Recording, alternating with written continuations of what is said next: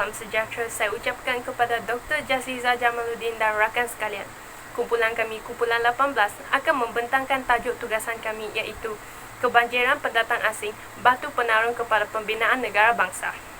Menurut Kamus Dewan edisi keempat, pendatang asing membawa masuk orang asing yang memasuki atau datang ke sesebuah negara lain. Manakala pendatang asing tanpa izin merupakan orang asing yang datang ke sesebuah negara tanpa kebenaran daripada pihak kerajaan. Oleh itu, Undang-Undang Malaysia telah menyatakan bahawa pendatang asing tanpa izin tidak boleh memasuki ke negara Malaysia.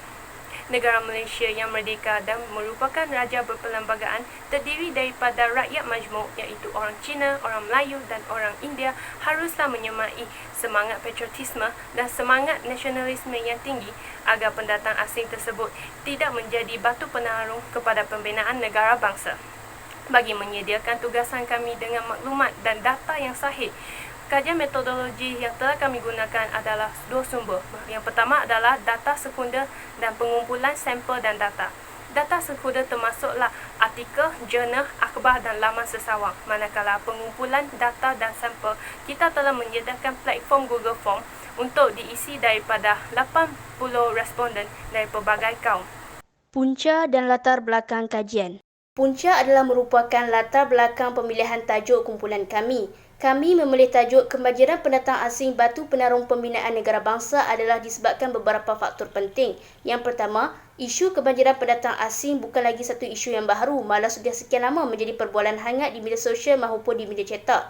Tambahan pula di waktu pandemik COVID-19 ini. Sehubungan dengan itu, penubuhan Jabatan Imigresen Malaysia di bawah Kementerian Dalam Negeri bertujuan salah satunya untuk mengeluarkan pas ataupun permit kepada warga negara asing yang ingin berkunjung ataupun menetap di Malaysia.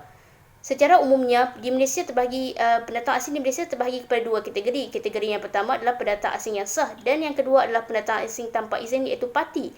Parti kebiasaannya tidak mempunyai pas ataupun permit daripada Jabatan Imigresen Malaysia. Parti juga memasuki Malaysia menggunakan laluan darat dan laluan laut yang dibantu oleh individu yang berperanan sebagai tekong. Tekong adalah ketua yang mengetuai rancangan jahat di mana tekong adalah individu yang menguruskan bot bagi kemasukan secara haram pendatang asing ke Malaysia. Selain itu, tajuk ini juga memberi fokus terhadap perspektif warga negara Malaysia terhadap isu kebanjiran pendatang asing ini. Malahan, pandangan masyarakat tersebut telah diambil sebagai rujukan untuk membantu penulisan tugasan ini. Di samping itu, Jabatan Imigresen Malaysia pada tahun 2018 telah merekodkan seramai 1.73 juta orang pekerja asing yang bekerja secara sah di Malaysia. Oleh disebabkan angka yang besar ini, ia mempengaruhi pemilihan tajuk kami untuk mengetahui apakah faktor-faktor yang menyebabkan kebanjiran pendatang asing Malaysia hanya disebabkan oleh pekerjaan atau mempunyai asbab yang lain. Sudah semestinya jika isu kebanjiran pendatang asing ini berlarutan, ia akan memberi kesan kepada beberapa aspek penting seperti sosial, politik dan ekonomi.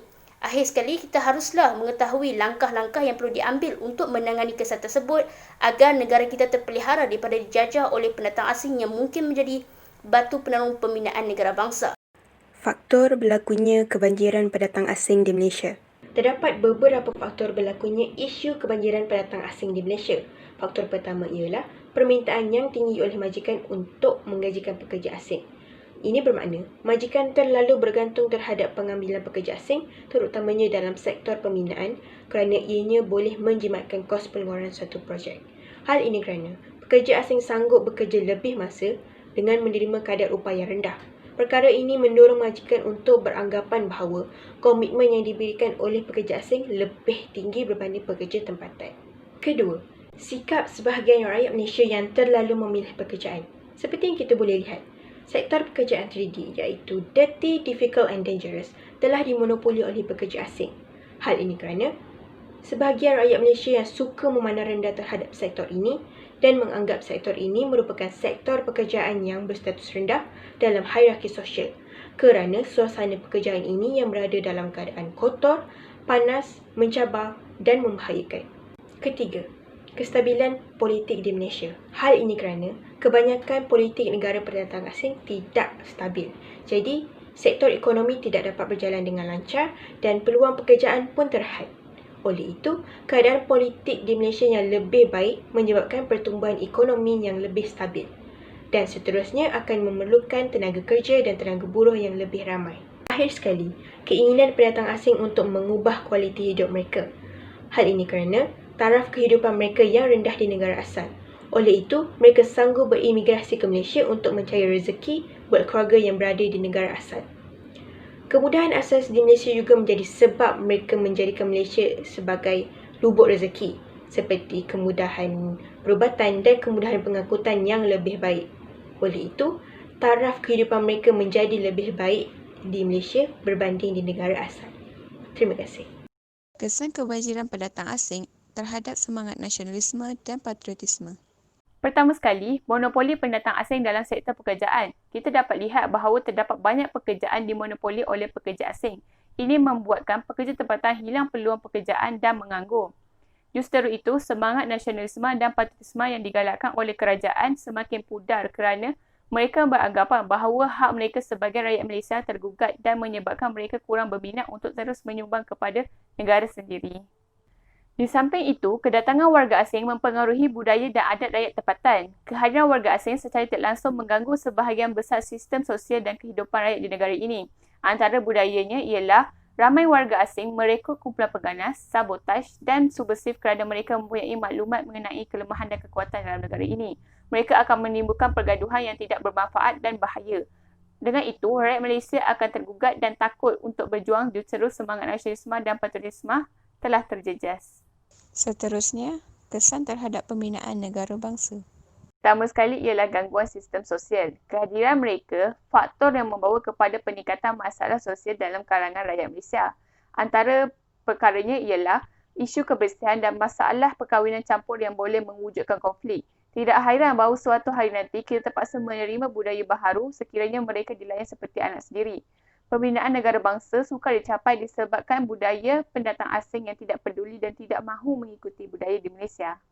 Seterusnya ialah bahasa Melayu yang diketepikan.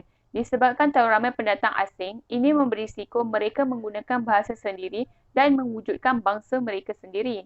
Rakyat tempatan mudah terpengaruh dengan penggunaan bahasa oleh pendatang asing. Disebabkan dengan pengaruh daripada pendatang asing, menyebabkan mereka terbantuk dari penggunaan bahasa Melayu.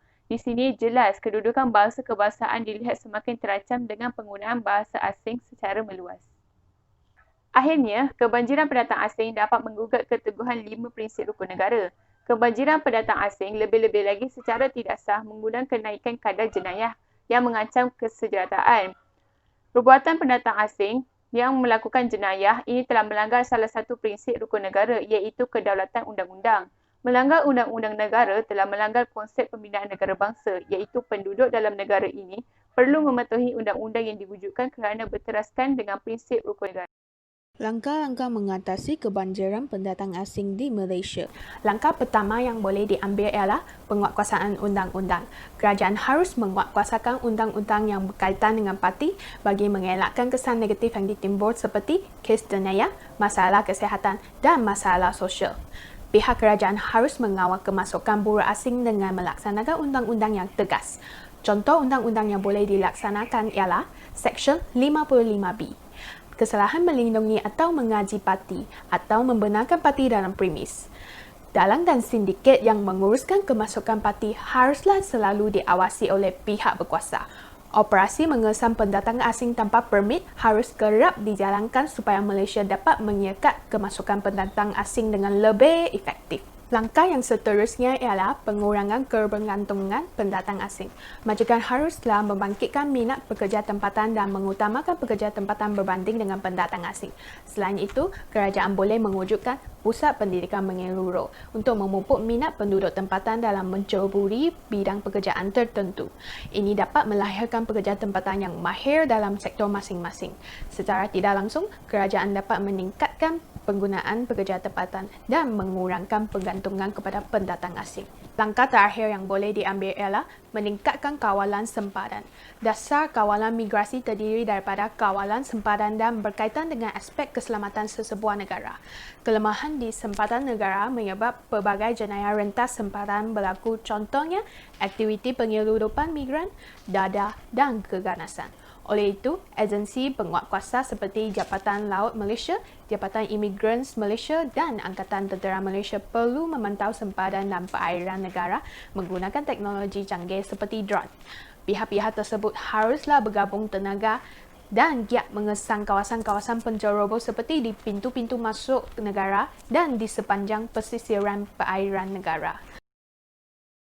Sebagai penutup tirai topik pembincangan mengenai tugasan kami, pengkaji dapat membuat kesimpulan bahawa pendatang asing tanpa izin akan membawa impak yang besar terhadap negara Malaysia.